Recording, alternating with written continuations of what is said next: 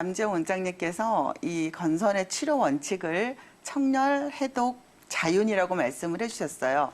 그래서 좀 증상이 좀 완화가 되었을 때도 청열, 열을 식히고 그다음에 해독을 하고 자윤, 보습에 좀 신경을 쓰셔야 됐는데 몸에 열이 많았을 때 사람들은 뭘로 열을 끌까요?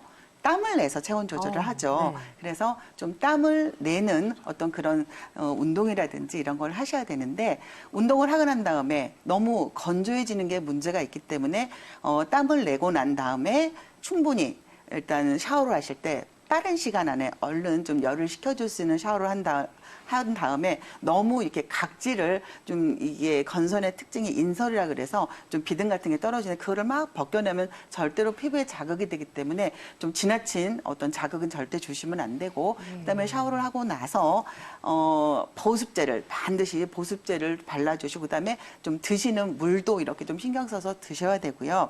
그다음에 이제 아까 그 건선이 조금 악화되는 요인 중에 상기도 감염이 있었잖아요. 그러니까 네. 감기에 걸리지 않도록 건선 환자들은 좀 특별히 좀 주의를 하셔야 되고 일단 또 그 원인에 습, 열, 독이 많기 때문에 사실 이 건선이라는 게 음식에 의해서 유발되는 알레르기성 질환은 아니지만 너무 고지방이나 어떤 고단백 식이를 하면은 약간 좀 악화될 수도 있으니까 저지방 식이를 조금 권해드리고 특히 술은 아무래도 몸의 습열을 좀 조장하는 음식이기 때문에 금주는 반드시 기본적으로 건선 환자들이 좀 증상이 좋아지셨다 하더라도 조금 네. 지속적으로 금주를 하셔야 되고요. 그다음에 가장 중요한 게 인쇄 열을 만드는 게 뭘까요? 스트레스죠. 그래서 스트레스 관리 잘 하셔야 되고 그냥 누구나한테 말씀드리는 거 규칙적인 생활 하시라는 거. 특히 이게 너무 이제 밤낮이 바꿔서 생활을 하면은 자꾸 몸에 허열이 좀 뜨기 때문에 좀 밤낮을 바꿔서 생활하시는 건선 환자들은 좀 일찍 자고 좀 일찍 일어나시는 좀 생활 습관을